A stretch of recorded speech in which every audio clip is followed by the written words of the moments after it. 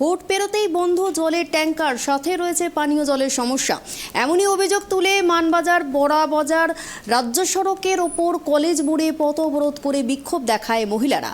মহিলাদের অভিযোগ, ঝাড়বাগদা এলাকার মাঝিপাড়া ও রাজোয়ার পাড়াতে দীর্ঘদিন ধরে রয়েছে জলের সমস্যা। তাদের আরও অভিযোগ, ভোটের আগে জলের ট্যাঙ্কার দেওয়া হতো, কিন্তু ভোট পেরোতেই মিলছে না জলের ট্যাঙ্কার।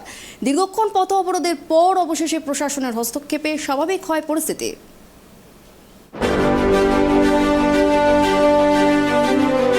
ভোট পেরোতেই বন্ধ জলের ট্যাঙ্কার, সাথে রয়েছে পানীয় জলের সমস্যা। এমনই অভিযোগ তুলে পুরুলিয়ার মানবাজার বড়াবাজার রাজ্য সড়কের ওপর কলেজ মোড়ে পথ অবরোধ করে বিক্ষোভ দেখালেন মহিলারা।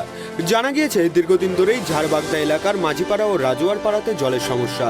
তীব্র গরমের সময়ও চরম জলকষ্টের মধ্যে দিয়ে দিন কাটাতে হয় এলাকার বাসিন্দাদের। জলস্তর কমে যাওয়ার ফলে ঠিকঠাক মেলে না জল। বিষয়টি নিয়ে একাধিকবার প্রশাসনকে জানানো হলেও প্রশাসনের তরফে কোনো ব্যবস্থা গ্রহণ করা হয়নি বলেই অভিযোগ। সম্প্রতি রাজ্যে শেষ হয়েছে পঞ্চায়েত ভোট। ভোটের সময় জনপ্রতিনিধিরা এলাকাবাসীর সাথে কথা বলতে এলে তারা জলের দাবিতে সরব হন। সেই সময় স্থানীয় মানুষদের জলের সমস্যা দূর করতে এলাকায় একটি জলের ট্যাঙ্কার দেওয়া হয়, কিন্তু ভোট পার হতেই উধাও হয়ে যায় ট্যাঙ্কার। পানীয় জলের সমস্যার মধ্যে জলের ট্যাঙ্কার বন্ধ হয়ে যাওয়ায় ক্ষিপ্ত হয়ে ওঠেন এলাকার বাসিন্দারা। পুরুলিয়ার মানবাজার বড়াবাজার রাজ্য সড়কের ওপর কলেজ মোড়ে হাড়ি কলসি বালতি নিয়ে পথ অবরোধ করে বিক্ষোভ দেখাতে থাকেন এলাকার প্রমিলা বাহিনী। শনিবার সকাল থেকে শুরু হয় বিক্ষোভ, যার জেরে আটকে পড়ে বহু যানবাহন।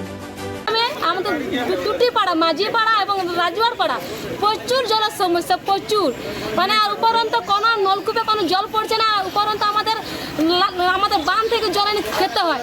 এরকম অবস্থা, তাহলে কি আমাদের কোনো কি সুবিধা কি পাবো না? কতদিন ধরে সমস্যা? এটা আমাদের দীর্ঘদিন ধরে হচ্ছে। তো এই কয়েকদিন আগে যখন পথ অবরোধ হলো, তারপর থেকে আমাদের ট্যাঙ্কার করে জল যেত আর কি, ঠিক আছে। তারপর যাই ভোটটা হয়ে গেল, ভোটের পথে কোনো জল যায়নি। তাহলে কি আমার তারপর কোনো ব্যবস্থা হবে কি হবে না? আমাদের পাড়ায় কিন্তু সোলার কল চাই, আর না হয় একটা নলকূপের ব্যবস্থা চাই। আপনারা কি বলছেন বলুন, না আমরা ছাড়বো না। বলুন। রাজার পাড়ায় আমাদের জলের সমস্যা, আমাদেরকে বাঁধের জল ব্যবহার করতে হয়।